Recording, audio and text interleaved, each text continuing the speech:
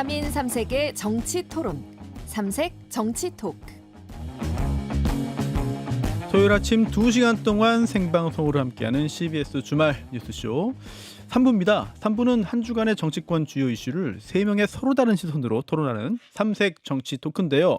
오늘은 구성이 조금 바뀌었어요. 세 분 소개해드리겠습니다. 더불어민주당 김지호 대변인, 국민의힘 박상수 전 대변인, 개혁신당 김정철 최고위원 모셨습니다. 안녕하십니까? 안녕하십니까? 네, 오늘 김지호 대변인 오셨고, 네.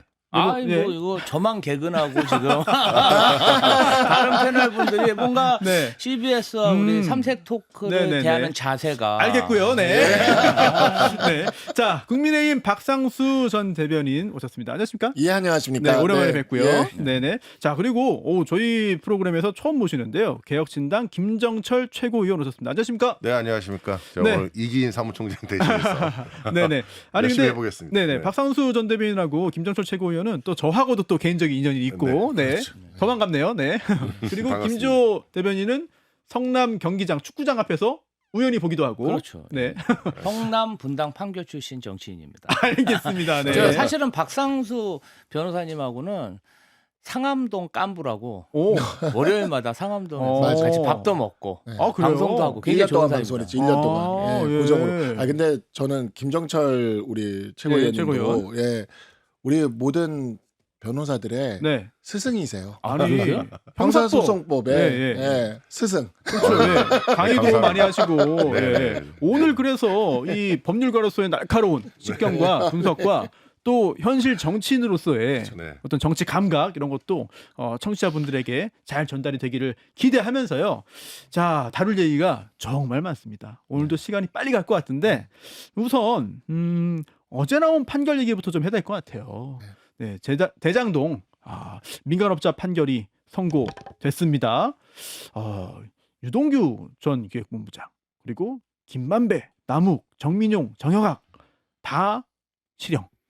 특히 유동규 전 본부장은 징역 4년 나왔고요. 김만배 씨는 징역 8년 나왔습니다. 자, 이 판결 그 자체도 중요하지만 정치적인 어떤 의미도 담겨 있지 않을까 또는 앞으로 연결이 되지 않을까 싶기도 한데 자, 먼저 김지호 대변인의 이 판결에 대한 어떤 입장, 분석 먼저 듣고 야당으로 가야 될 것 같은데요? 네. 일단 이 상황은 좀 변호사님 분들이 두 분이나 계신데 네네네. 제가 참 얘기한다는 네. 게 그렇긴 하지만 개인적으로는 개인적으로 더 뭐 중요하죠. 아쉬운 것도 있고 기쁜 점이 있는데 뭐죠? 기쁜 점부터 말씀드리겠습니다. 네, 윤석열 검찰에서 네, 지금 유동규가 뇌물로 받으려고 했던 그 428억 원이 사실은 이재명 대통령이 받으려고 했던 뇌물 액수다. 네. 이렇게 강하게 주장하면서 기소도 하고 또 보수 언론과 굉장히 3년 동안 공격을 했는데 네. 이번 재판정에서 어. 428억 원, 그 천화동인 1호의 428억은 네. 유동규의 것이다. 이렇게 어허. 거의 규정을 했다. 자, 김만배 8년, 유동규도 8년. 네. 예. 그리고 남욱 변호사한테 2014년 유동규가 받은 뇌물 3억 원에 대해서 이것이 김용 민주연구원 부원장으로 건너가서 이것이 뇌물이다 해가지고 김용 민주연구원 부원장을 기소하고 2심까지 유죄를 판결했는데 근데 기쁜 점이 뭐예요? 예. 예. 이것이 예. 김용 부원장의 뇌물이 아니라 유동규의 유동규의 뇌물이다. 이렇게 규정을 해줬기 때문에 예. 저희 입장으로서는 이재명 대통령에 대한 기소, 네. 수사 예. 이 부분에 관련해서 검찰의 진술셈이나 조작 예. 수사가 매우 의심되기 때문에 어허. 다시 이 검찰 수사에 대해서 제대로 수사를 해야 되고 네. 그리고 판결문에 보면은 이런 대목이 있더라고요. 네. 어떤 내용들이 있죠? 예. 당시 성남시장은 유동규 등과 민간업자 유착 관계가 어느 정도 형성됐는지 모르는 상황에서 그러니까 이재명 대통령은 몰랐다. 그렇죠. 유동규와 이 대장동 일당들이 굉장히 유착이 되고 네. 뭔가 뇌물도 오고 가고 오랜 시간 활동을 했는데 이재명 시장은 알 수가 없었다. 이런 뉘앙스의 예. 판결문이 있기 때문에 앞으로 재판 과정에서 조금 더 예. 다퉈봐야 되지 않나? 그리고 수사 과정도 면밀히 한번 살펴봐야 된다. 예. 이렇게 보입니다. 자, 이렇게 민주당 김지호 대변인은 어제 판결에 대해서 좀 기쁜 점 또는 반가운 점, 다행인 점 등을 먼저 짚어줬습니다. 자, 그런데 지금 두 분께서 옅은 미소를 좀 짓고 계세요. 그러니까 정말 이렇게도 해석할 수 있구나. 그러니까요. 네. 이렇게도 정말 해석할 수 이렇게도 해석할 수 있구나. 근데 뭐 박상수 대변인한테 배웠어요. 근데 이거 하나는 제가 알겠어요. 유동규 본부장이 법정 구속돼서 행복하신 것 같긴 해요.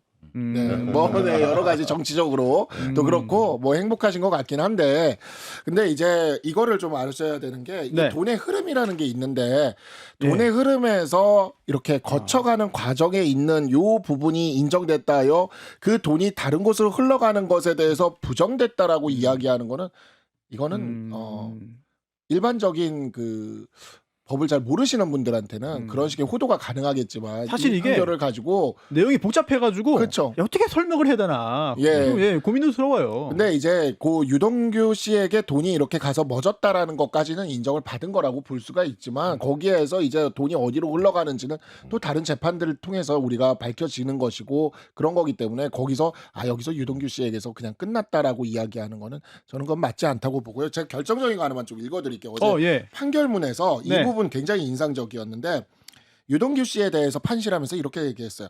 배임 관련 혐의를 적극적으로 인정하면서 잘못을 반성하고 실체 파악의 단서를 제공했다며, 실질적 영향력을 행사하긴 했지만 모든 걸 단독으로 결정할 위치는 아니었고, 수뇌부가 결정하는데 중간 관리자 역할만 한 점도 있다. 유동규 씨는 중간 관리자였어요. 그럼 거기서 말하는 수뇌부라는 게 누구예요? 그러니까 그런 부분들이 앞으로 이제 나오게 될 건데, 그래서 이 부분에 대해서는 전혀 얘기를 하지 않으면서 유동규 씨에서 여기서 끝났으니까 끝났다라고 이야기를 하는 거는, 유동규 씨는 그냥 중간 관리자다라고 법원에서 분명하게 판시를 했다라는 측면을 좀 말씀을 드리고요. 뭐 이 실형 나오는 거, 법정 구속 나오는 걸 보니까 역시 우리 사법부는 살아있구나 라는 생각을 이게 얼마나 이 정권의 아킬레스건이 되는 재판입니까? 그럼에도 주요 혐의자들에 대해서 법정 구속까지 가는 거를 보면서 앞으로 또 사법부의 독립이 더 중요하다는 생각을 좀 했습니다. 사실 저는 전체 판결문을 보지 못했는데 아까 김지호 대변인이 또 언급한 그 부분만 보면은 이거 이재명 대통령은 몰랐겠는데? 라는 또 짐작도 할 수 있는 부분이 있고, 또 박상수 전 대변인 지적한 그 부분을 보면은 뭐야, 수뇌부가 결국은 다 이거 다 결제한 거 아니야? 라는 또 생각을 할 수도 있고, 이거 어떻게 봐야 되느냐. 네, 김전철 최고위원. 지금 이제 국민들이 아셔야 될 게 뭐냐면은, 이 사건에서 핵심적인 내용은 그 초과 이익이 있지 않습니까? 개발을 하면, 대장동 개발을 하면 초과 이익이 상당히 많이 발생을 하는데, 그 초과 이익에 대한 규정이 있었어요. 그리고 그런 데에 대한 건의가 있었고, 그런데 그거를 삭제를 합니다. 그래서 이제 그거를 삭제하는 행위가 결국 배임 행위가 된 거고, 이런 의해서 막대한 손해를 끼쳤다는 거예요. 그거에 대한 것은 이미 이제 판결이 이제 명확히 나온 거고, 아까 이제 박상수 변호사님께 말씀하신 것처럼 이 판결문에서 명확히 얘기한 건 중간 관리자의 역할을 담당했다. 이 부분은 명확히 얘기한 겁니다. 그리고 이 대장동 사업을 실행하는 데 있어서 인허가는 결국은 성남시장이 허락하지 않으면, 인허가를 하지 않으면 도저히 이제 이루어질 수 없는 거죠. 그러니까 그런 측면에서 지금 이 판결을 통해서도 뭐 마치 성남시장, 당시 성남시장한테 이재명 대통령께서 어떤 관여에 대한 부분이 마치 면책된 것처럼, 그런 부분에 대한 부분은 전혀 아니다라는 걸 말씀드리고, 아마 이것 때문에 아마 다시 이제 야당 쪽에서도 이 대장동 재판에 대한 압박을 계속 할 수밖에 없는 상황이다. 저는 이제 그렇게 생각을 합니다. 개혁신당의 당 차원의 입장이라든지 뭐 대응 방향은 어떻습니까? 저희 개혁신당 입장에서는 기본적으로 계속 그렇게 주장을 해왔습니다. 지금 사법부 흔들기가 너무 심하고, 지금 모든 것이 결국은 이재명 대통령 구하기, 한 사람 구하기에 집중된 것 같다. 사법개혁, 무슨 뭐 검찰개혁, 이 모든 것이 지금 그런 방향이지 않습니까? 그러니까 지금 이런 판결이 난 이상 결국은 여기에 지금 또 관여된 사람이 나중에 곧 저희 지금 개혁신당의 이기인 사무총장이 지금 고발되어 있는 그 사건과도 사실 연결되어 있습니다. 지금 김 H 지읒 그분 실장이라고 하시는 분의 이 사건에서도 아마 많은 변호사들과의 관련성이 있는 것으로 지금 문제가 될 것으로 보여지고요.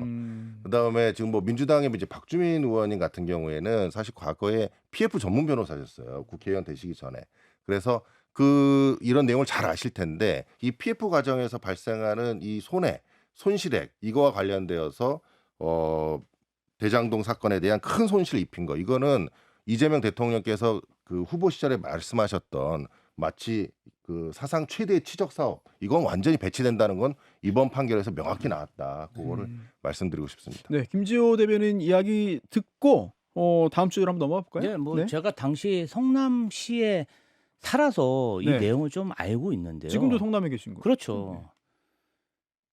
대장동 땅을 개발해가지고 성남 수정구에 있는 기존 시가지의 공단 땅을 인수해서 거기서 공원을 만들었습니다. 이게 결합 개발인데 전국적으로 그런 사례가 있나요? 없었어요. 사실은 굉장히 물리적으로 20km, 30km 떨어져 있는데 여기에 개발 이익을 가지고 기존 시가지에 녹지 공간을 만든 것인데 그게 왜 지적 사업이 아닙니까? 여태까지 도시개발 사업하면서 이렇게 확실하게 공공의 이익을 대변한 적이 있나요? 저도 사실은 유동규가 이렇게 업자들과 결탁됐고 이렇게 수백억 원의 돈이 오고 갔는지는 몰랐습니다. 네. 저는 이재명 성남시장 그리고 김용 민정부원장도 이 사실을 몰랐을 것이고 제한된 정보를 공사에서 제공하기 때문에 그 정보를 가지고 판단했을 뿐이지 의도적으로 김만배 씨들과 결탁해서 이러한 결정을 했으리라고는 생각하지 않고 이 부분은 네. 재판부도 인정했다 이렇게 생각합니다. 네.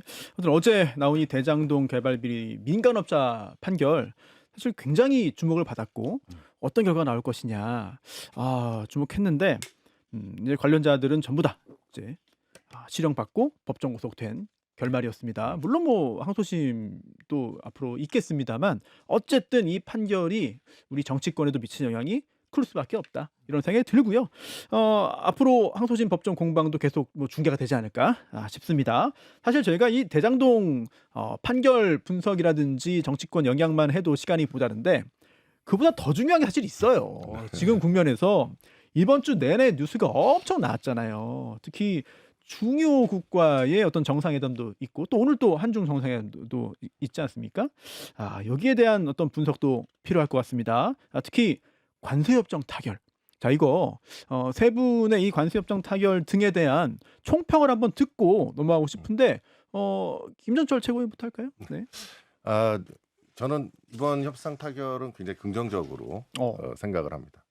저희 그 개혁신당 입장에서도 어쨌든 지금 어려운 상황 속에서 관세 협상을 타결을 했고 그다음에 이제 대한민국의 각 대학 추출 기업들에게 활로를 터주는 하나의 계기가 되었다는 측면에서 긍정적으로 생각을 합니다. 물론 이제 아쉬운 점들 여러 가지 있고요. 아직 문서로 명확히 합의화가 되지 않다 보니까 불명확성이 아직도 남아 있는 부분이 있지만은 어쨌든 트럼프 대통령과의 만남 속에서 어느 정도 구체적인 내용들이 확정되었다라고 판단되기 때문에 그런 측면에서는 이런 협상 부분에 대해서는 굉장히 긍정적으로 저희는 평가하고 있습니다. 네. 자, 그러면은 국민의힘은 어떤가? 박상수 전 대변인 이야기 듣겠습니다. 그냥 이제는 좀 알고 싶다. 뭘요? 예.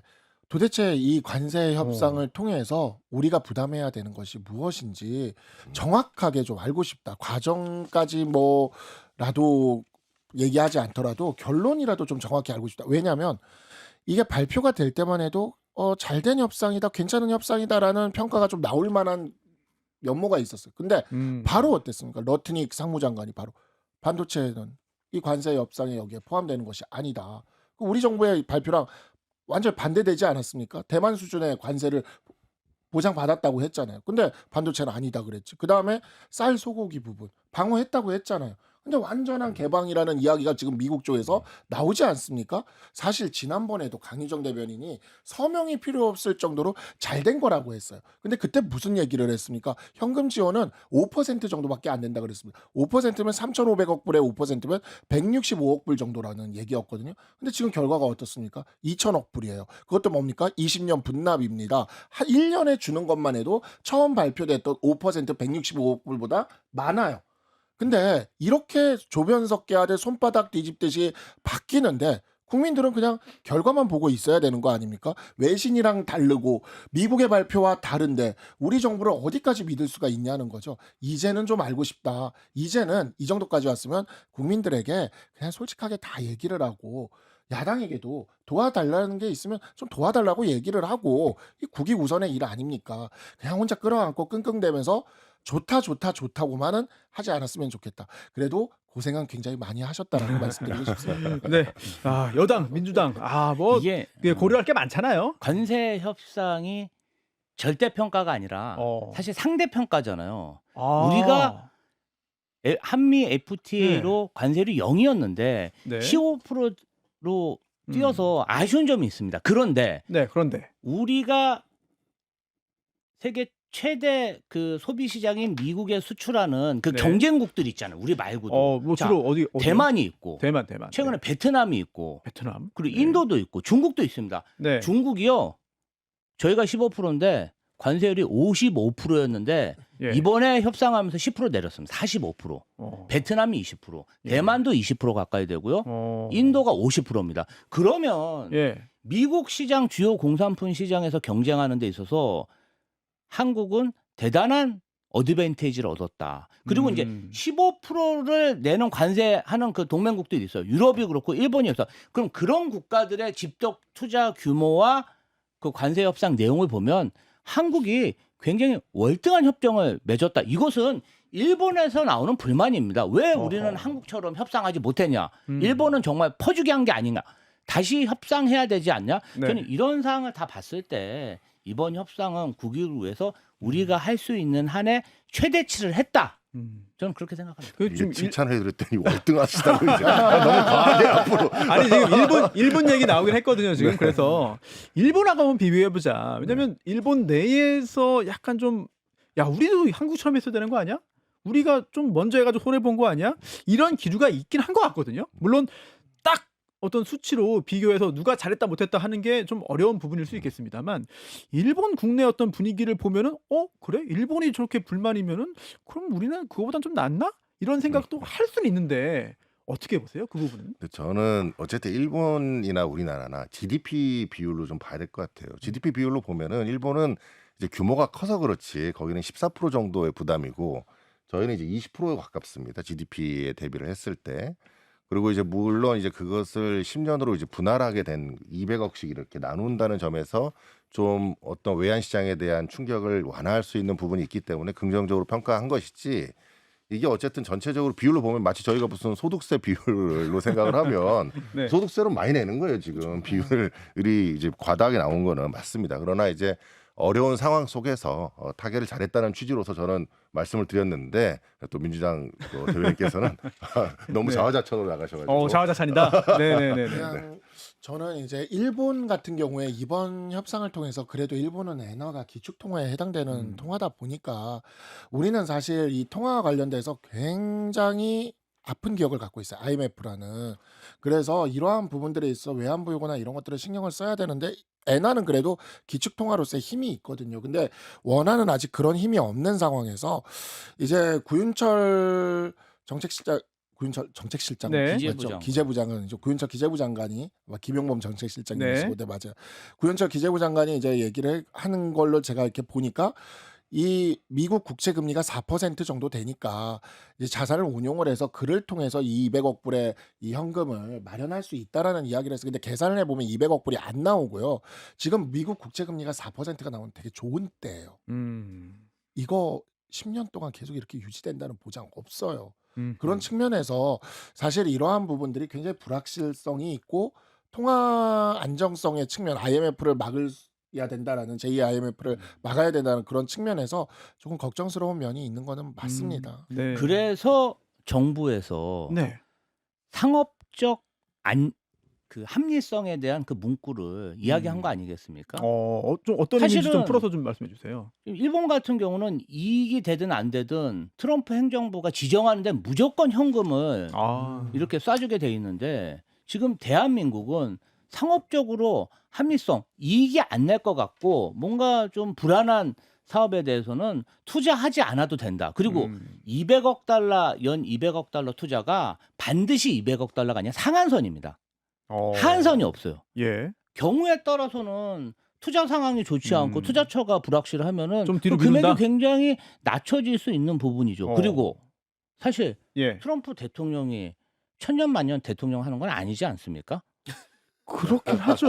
예. 아니, 근데 사실 뭐 현실적으로 예. 아니 지금 그래요. 너무 천기는 손 아닙니까 이건? 예, 뭐 천년만년 하는 건 아니기 예. 때문에 사실 뭐 트럼프 대통령이 아니면 저희가 그렇게 금강까지 주고 무궁화 대훈장 예, 그 예, 150돈 되는 그 훈장까지 주면서 저희가 그럴 필요가 있겠습니까? 어허. 미국도 상황이 언제든 바뀔 수 있다. 아. 외교 정세는 언제든지 예. 바뀔 수 있기 때문에 저희는 최선의 어떤 방어를 해냈다 이렇게 생각합니다. 금관 얘기 나오니까 저 이거 한 다음에 한 개만 좀 네네 얘기하면 말씀해 주세요. 예, 금관 주고 한 다음에 이제 받은 게 야구방망이시잖아요. 그 야구방망이에 서명되신 분이 딜런 토마스 내가 누군가에서 예. 찾아봤어요. 올해 워싱턴 내셔널즈에서 2할 8리 치셨던데.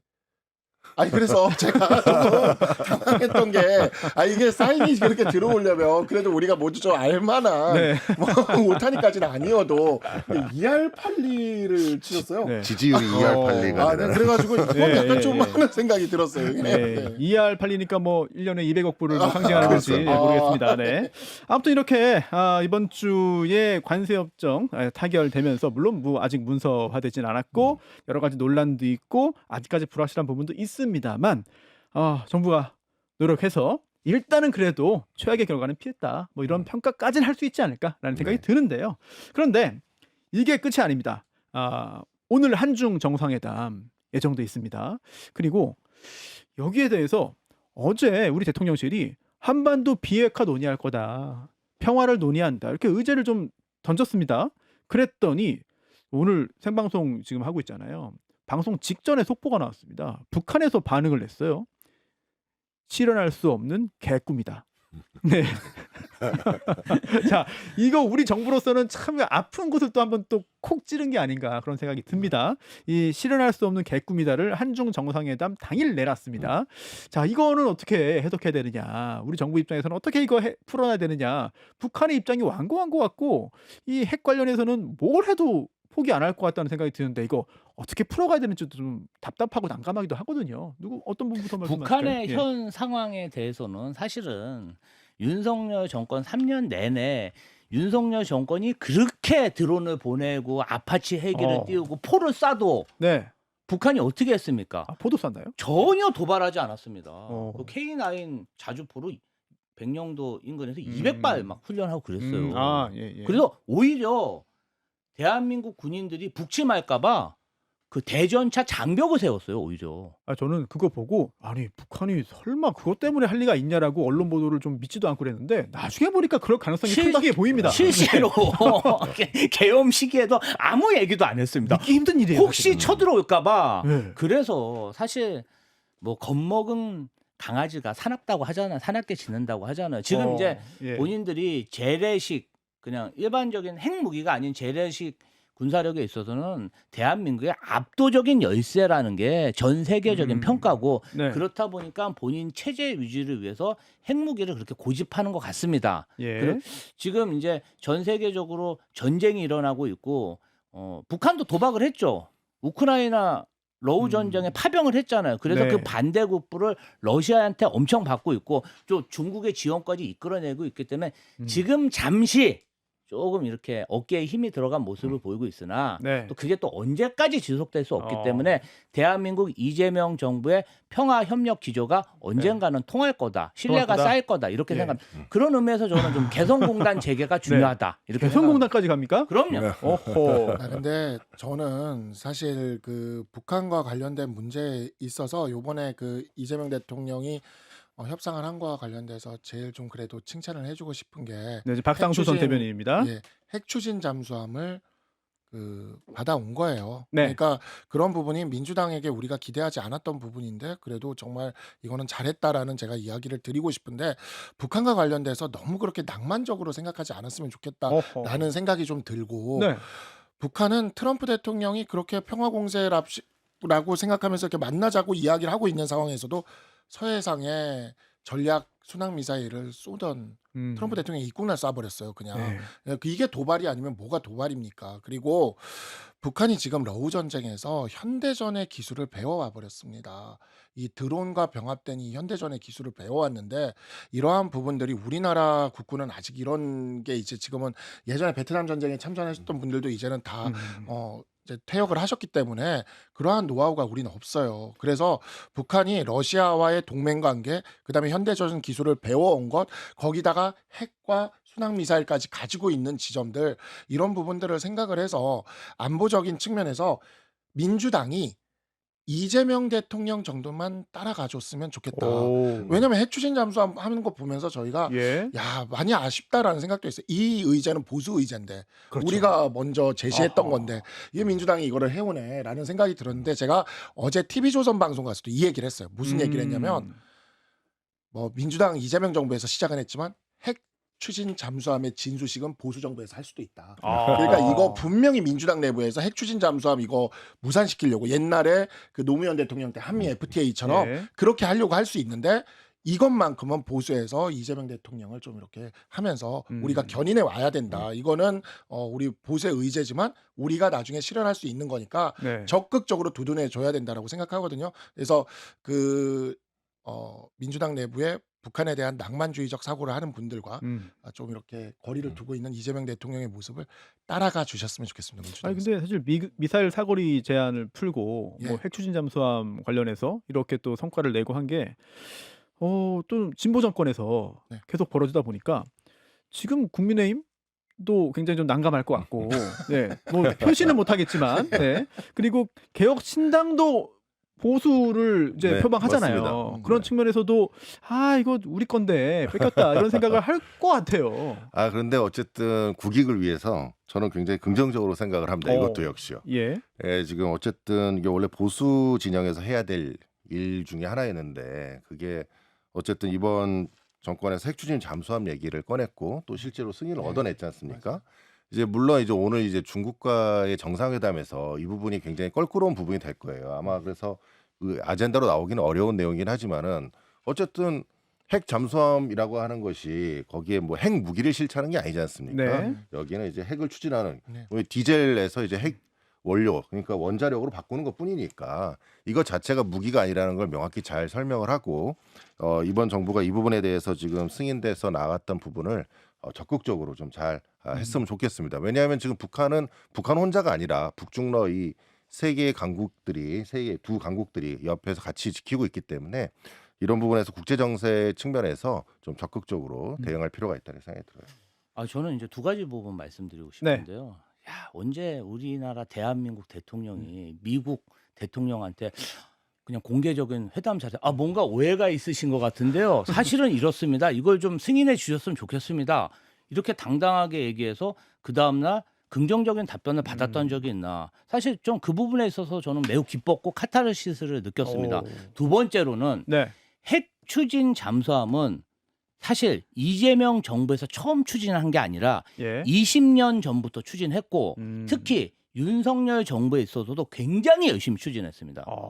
사실 우리 힘으로 다 한 게 아니죠. 그런데 차이점이 있죠. 차이점. 윤석열 정부는 문재인 정권 때 시작했던 정책은 네. 다 반대하거나 뒤엎었는데 이재명 정권에서는 윤석열 정부에서 예. 추진했던 보수 정권의 아젠다라고 해도 이게 옳고 국가에 필요하다 싶으면 방위산업 핵 추진 잠수함을 밀어붙여 불과 1년도 안 됐는데 바로 받아서 추진한 거잖아요. 저는 이 부분 관련해서는 보수 정당에서도 앞으로 집권할 시기가 있으시면 민주정부가 했던 일들 다 뒤엎지 말고 좋은 것은 좀 선별적으로 계속 추진하셨으면 좋겠다.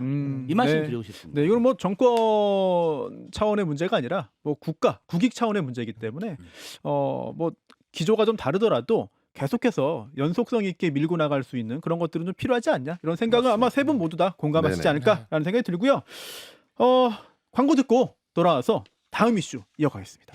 토요일 아침 2시간 동안 생방송으로 함께하는 CBS 주말 뉴스쇼. 오늘은 민주당 김지호 대변인, 국민의힘 박상수 전 대변인, 개혁신당 김정철 최고위원 세 분과 함께하고 있습니다. 자, 대장동 판결 살펴봤고, 그리고 또 외교 관련해서 관세협정, 또 오늘 한중 정상회담까지 살펴봤는데, 갈 길이 멉니다. 갈 길이 멀고요. 어찌 보면은 본격 정치 이슈라고도 할 수 있어요. 또 나쁘게 보면은 이게 정쟁 아니냐라고도 할 수 있는데 어쨌든 여야 간의 경쟁이 있고 국민들의 지지를 받기 위한 노력들과 다툼이 뭐 본질적인 거 아니겠습니까? 어쩔 수 없는 건데 자 이번 국정감사 그동안 이제 많은 의원들이 국감에서 좀 시선을 끌기 위해서 관심 끌기 위해서 언론에 좀 보도되기 위해서 여러 노력을 합니다. 보좌관도 고생을 많이 하죠. 그런데 이게 뭐 긍정적인 이슈는 아닙니다만 이번 국감 기간 동안에는 최민희 과방위원장이 이게 이슈를 굉장히 많이 생산한 게 아닌가 이런 생각이 들어요. 딸 결혼식 관련해서 여러 가지 논란들이 있었고 또 이제 비관기관 증인 관련해서 뭐 나가라 이렇게 퇴장시킨 것도 있었고 자 일단 야당의 입장부터 좀 봐야 될 것 같습니다. 지금 이게 수습 국면이냐 아니면 뭐 최민희 위원장이 사과 발언을 결국 내놓긴 했습니다만 이거 이 정도로 해결될 거 아니다라고 보시는지 두 야당 패널의 입장 듣고 여당 입장 들어볼까요?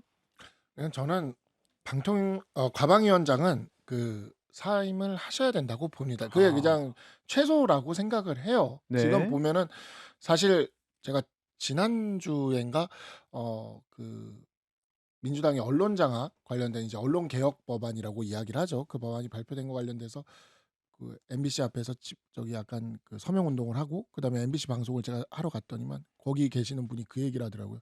우리 친국민의힘 방송 냈다고. 누가 그 말을 한 겁니까? 친국민의힘 방송 MBC를 그 최민희 과방위원장이 하고 게다가 보도본부장 보고 나가 있으라고 한 거 아닙니까? 아니 이게 진짜 언론사에 대해서 저는 이렇게 하면 안 된다고 봐요. 그것도 과방위원장이라는 자리에 있는 분이. 근데 더 심각한 건 그와 같은 언론사들은 다 피감기관이잖아요. 피감기관들을 국정감사 기간에 자신의 딸의 결혼식을 국회에서 열면서 그 다음에 심지어 저는 진짜 깜짝 놀랐던 게 뭐냐면 네. 그때 축의금을 받았다고 했는데 그 축의금을 돌려주기 위해서라고 하면서 텔레그램이 또 노출되지 않았습니까? 예. 김정철 변호사님도 계시지만 우리가 제일 힘든 게 뭐냐면 이런 수뢰나 아니면 부정청탁금지법에 위배되는 걸 할 때 이 장부를 찾는 게 제일 힘들거든요. 그래서 제가 그 방송 나가서 내가 그때 그렇게 얘기했어요. 장부 찾는 게 제일 힘든데 장부를 명확하게 보여줬다. 이거는 최소 부정청탁금지법에는 위배가 되는 거고 왜냐면 돈이 도착을 했기 때문에 우리가 이게 안 되는 경우가 있어요. 뭐냐면 돈을 놓고 갔는데 돈을 놓고 간 거지. 그랬는데 이제 내가 몰랐을 때 그때는 이제 안 되는 그 판례가 있습니다. 근데 이 경우는 돈을 받아서 심지어 보좌관한테 돌려주라고 했다 그랬잖아요. 게다가 누가 얼마 줬는지까지 돈의 장부가 지금 나와 있는 상황 아닙니까? 그러면 이건 최소 부정청탁금지법이에요. 그리고 두 번째 더 나아가면 이제 수뢰죄까지도 논의가 될 수 있어요. 그래서 지금 이 모든 것은 최민희 사법 리스크는 이제 시작됐다. 최민희 사법 리스크는 시작됐는데 이러한 것들이 더 확전되는 것을 막기 위해서라도 최민희 의원이 최소한 과방위원장은 사퇴하는 것이 맞다. 지금 수뢰죄라고 한다면 이제 뇌물이다 뭐 이런 의미잖아요. 네. 자 김정철 최고위원은 어떻게 보십니까? 저도 이제 이게 뇌물 가능성이 굉장히 높다라고 계속 생각을 하고 있고요. 이게 왜 그러냐면은 이제 과방위원회 국회에서 또 피감 기관이기 때문에 직무 관련성이 이제 명확히 인정이 됩니다. 그런 상황에서 그런 피감 기관들에게 했다는 것, 특히 그것도 국감 기간에 딸의 결혼식을 했다는 거예요. 그러면 실제 결혼했던 날짜하고 또 다른 것도 지금 드러나고 있잖아요. 원래 작년에 이미 같이 결혼을 했다라는 얘기가 있고 뭐 결혼식을 나중에 했을 수는 있겠죠. 근데 어쨌든 그 기간을 맞췄다라는 거라든지 지금 현재 또 거기에 그 국회에서 결혼식을 하기 위해서 입력을 할 때 최민희 의원의 이름으로 아이디로 됐다는 것도 이제 밝혀졌지 않습니까? 거기다 이제 박성수 전 대변인께서 말씀하신 것처럼 이미 이제 거기에 지금 객관적으로 이제 장부가 다 드러난 거와 다름이 없어요. 그러면 이제 이미 정리를 했다는 사실은 밝혀졌고 그러면 이거를 없앨 수는 없을 거 아니에요. 없으면 이제 증거인멸을 한 게 이제 명백해지니까요. 그러면 결국은 그거에 대한 수사기관에 제출을 해야 될 것이고 수사기관에 제출해서 이제 각종의 피감기관들이 다 나올 거 아닙니까? 그러면 그 피감기관들이 연락을 받았는지 확인하면 금방 확인할 수 있어요. 그럼 그 연락을 누가 했을 것이냐? 보좌관이 했을 가능성이 높겠죠. 어쨌든 뭐 결혼한다고 어쨌든 그렇게 돼가지고 돈을 받았을 때에 대한 부분은 충분히 될 수 있다. 두 번째는 네. 금액의 문제입니다. 어허. 그러니까 원래 이게 될지 안 될지에 대한 문제는 피감 기관에 있는 사람들이 원래 통상적으로 원래 하던 축의금 그 금액을 넘어서 했느냐 이런 것들을 확인해 보면 되겠죠. 그러니까 내가 이게 피감 기관이니까 이게 잘 보여야지 이런 생각으로 금액을 더 높여서 했을 가능성이 있잖아요. 이렇게 되면서부터는 이제 명백히 뇌물입니다. 마지막으로 제가 꼭 말씀드리고 싶은 건 네. 국회가 이러면 안 되죠. 아니 어떻게 국회가 이럴 수가 있습니까? 국회의원이고 그리고 지금 여당이고 이게 너무 모든 권력을 다 가지고 있다라는 어떤 너무 그 강한 권력 의지 이런 것 때문에 이런 문제가 발생하는 게 아닌가 저는 그런 생각을 합니다. 네, 아니 근데 네. 보도를 보면 정청래 대표가 최민희 위원장에게 뭐 전화를 했다. 이게 뭔가 좀 뭐 메시지를 준 거 아니냐 이런 보도도 있긴 했는데 현재 민주당의 어떤 기류는 어떤지 좀 궁금하거든요. 그래서 제가 뭐 먼저 좀 말씀드리면은 예. 이제 국감 기간에 네. 피감 기간이 아니고 음. 과방위 상임위원장님인 최민희 의원 관련해서 이제 이런 논란이 일어난 게 여당의 일원으로서 좀 송구합니다. 네. 그런데 네네. 제가 어제 논평도 냈지만 국민의힘과 개혁신당에서 범죄라고 해서 고발이나 고소를 하면 그게 바로 범죄자가 되는 겁니까? 똑같은 논리로 이재명 대통령을 윤석열 검찰에서 3년 동안 조사해가지고 결국 뭐가 나왔습니까? 금 거북이를 받았습니까? 아니면 샤넬백을 받았습니까? 샤넬 구두를 신었습니까? 뭐 그림을 받았습니까? 저는 이 부분 관련해서는 최민희 위원장님이 MBC 보도 관련 본부장을 좀 이석시킨 부분 그리고 그런 어떤 축의금을 돌려주는 과정에서 그 금액과 주신 분들이 노출된 부분 이런 부분은 좀 아쉬워요. 그러니까 처음에 이런 논란이 있었을 때 좀 담백하게 사과를 하시고 네. 추후로 이런 논란에 대해서는 좀 로우키로 가셨어야 되는데 건건이 이렇게 뭔가 반박을 하고 본인의 의견을 하다 보니까 계속 이 논란이 커지면서 지금은 사실은 굉장히 커진 감이 있지 않나. 아니 저도 궁금해요 그게 왜냐면 보통 이런 논란이 생기면 좀 억울해도 일단은 좀 고개 숙이는 모습으로서 좀 뭔가 일종의 회피를 전략적 회피를 하거나 그런 경우가 많이 보였는데 최민희 위원장이 그동안 이 상임위원회에서 위원장으로 있으면서 굉장히 전투적인 모습 뭐 이제 하나하나 따지고 싸우는 모습 이거를 보여왔기 때문에 아예 몸에 밴 거냐. 이제 뭐 최근에 담백하게 사과도 하셨고 그런데 그래요? 제가 예. 봤을 때는 야당 과방위 상임위원장으로서 굉장히 치열한 상임위에서 좀 오랜 기간 예. 상대방들과 대결하는 위치에 있다 보니까 네. 아무래도 좀 그 관성이 여당 이후에도 지속된 게 아닌가 이런 생각이 들고 사실 그 변호사님 말씀 잘하셨는데 우리가 야당일 때의 상임위원장 자세와 여당일 때의 상임위원장 자세는 좀 달라야 된다고 생각합니다. 왜냐하면 네. 우리가 실질적으로 권력을 획득했기 때문에 저희가 좀 세게 발언을 한다거나 뭐 이런 것들이 야당일 때는 용인이 됐는데 여당이 되면은 상대방이 더 과하게 받아들이고 좀 위협적으로 느낄 수가 있어요. 그런 부분에 있어서 저희가 좀 성찰하고 지금 말씀하시는 부분은 뭐 대가성이 있어야 되는데 무슨 모르고 본인이 청첩장도 안 줬는데 주고 간 거 그거 다 찾아내가지고 돌려주려고 정리한 거잖아요. 그게 어떻게 뇌물장부가 될 수 있습니까? 대가성이 없다고 저는 생각하고요. 이 부분 관련해서는 아니 범죄를 저질렀으면 바로 구속돼야 되는 거 아닙니까? 아니 뭐 그렇잖아요. 그러면 상임위원장 예. 그만두라고 할 얘기도 없어요. 저는 이게 다 정치 공세라고 생각하고 정치 공세다. 완벽한 정치 공세라고 생각합니다. 내가 한 가지만 얘기를 할게요. 이거는 제가 2013년에 판례입니다. 서울지방노동청의 산업안전 지도점검 업무를 담당하던 김 씨가 자신의 딸 결혼을 앞두고 지도점검 대상업체요. 국정감사 피감기관 같은 거. 이 업체 관계자 45명에게 청첩장을 돌려 5만 원에서 30만 원의 축의금을 받아 모두 530만 원의 뇌물을 받은 사건입니다. 네. 이 사건 대법원까지 올라가가지고 징역 10월 집행유예 2년이 나온 사안인데 당시 대법원 판시가 이러합니다. 공무원이 직무의 대상이 되는 사람으로부터 금품 기타 이익을 받은 때는 사회상규에 비춰볼 때 의례상의 대가에 불과한 것이라고 여겨지거나 개인적인 친분관계에 있어 교분상의 필요에 의한 것이 명백하게 인정할 수 있는 경우 등 특별한 사정이 없는 한 직무 관련성이 있는 것이라며 공무원이 직무와 관련해 금품을 수사했다면 비록 사교적 의뢰의 형식을 빌려 금품을 주고받았다 하더라도 수수한 금품은 뇌물이 된다. 몇 명한테? 45명한테 얼마? 530만 원. 어디에? 감독기관에, 그 피감독기관에, 저 업체에게 그렇게 받았을 때 실형이 이만큼 나왔어요. 이거를 생각을 하셔야 돼요. 그래서 제가 이야기를 하는 게 뭐냐면 제가 그 윤석열 정부에서도 우리가 많이 김지호 대변인이 우리 윤석열 정부에 제가 여당 패널로 있을 때 많이 공격하시면서 그랬지만 호미로 막을 거 가래로도 못 막는 사태가 벌어질 수가 있는 겁니다. 지금 과방위원장 정도라도 사퇴를 하고 국민들한테 솔직히 사과를 하면 그래도 잔치인데 사람들이 조금은 마음을 가라앉을 수 있을지 모르겠지만 이런 판례들이 벌어질 수 있습니다. 근로감독관 같은 사람들은 고작 450만 원 받아도 실형을 받습니다. 아니 근데 제가 좀 반박드릴게요. 예. 지금 잘못된 전제를 얘기하시는 거예요. 뭐요? 네. 자, 국민의힘 의원들이 이번 국정감사에서 과방위 피감 기관들 기관장들을 모두 불러서 물어봤습니다. 예. 최민희 위원장이나 최민희 위원장 의원실에서 청첩장을 받은 적이 있나? 그랬더니요? 모두 없다 그랬어요. 지금 이 판례는 청첩장을 그 사람이 그 공무원이 직접 줬다는 거잖아요.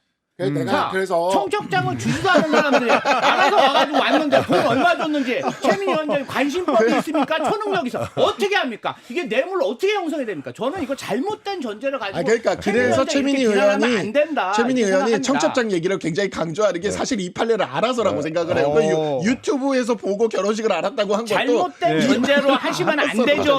아니 이게 김정철 최고위원.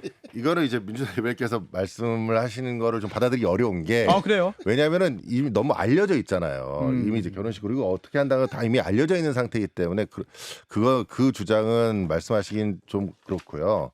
두 번째는 그 결국은 여기 지금 그 결혼식 그 축인 관련돼서 금액의 문제인 거예요. 결국은 금액을 얼마를 했느냐가 가장 중요한 부분이고.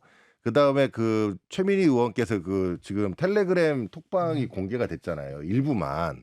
나머지 부분이 너무 궁금해요. 그게 이제 실제로 정말 반환하겠다는 내용이 뒤에 있는 것인지, 그게 지금 언론에 나고 나서 그때서야 이제 반환하는 내용으로 바뀐 건지 그 내용이 좀 되게 궁금하고, 어쨌든 지금 이게 고발이 이루어졌으니까 민주당 쪽에서 최민희 의원님께 꼭 그 텔레그램 방은 지우지 말고 잘 보관해달라 꼭 당부드리고 싶습니다. 네. 자, 저희가 오늘 여러 이슈를 다뤘는데 관세협정 타결이나 또 이제 중국 관련된 얘기, 미국 얘기 할 때보다도 지금 최민희 위원장 얘기할 때 더 세 분 목소리가 더 커지는 것 같아요. 네, 더 치열하게 격돌을 하는 것 같습니다. 네, 일단 그 사과 입장은 밝혔는데 과연 야당의 주장대로 사퇴할 것인지 또는 민주당에서 엄호 국면으로 갈지 아니면은 조금씩 뭐 언지를 줄지 이 부분도 이번 주에 관심 있게 지켜봐야 될 것 같고요. 자, 오늘 박상수 전 대변인 오랜만에 모셨고 또 김정철 최고위원 저희가 처음 인사드렸습니다. 네. 종종 뵙고 함께 얘기 나눌 수 있는 그런 기회가 있으면 좋겠습니다. 김조 대변인 계속 오시고요. 네. 저는 개근입니다. 성실합니다. 네. 탐색 토크의 성실. 네. 자, 더불어민주당 김지호 대변인, 국민의힘 박상수 전 대변인, 개혁신당 김정철 최고위원과 함께했습니다. 고맙습니다. 네, 감사합니다. 감사합니다.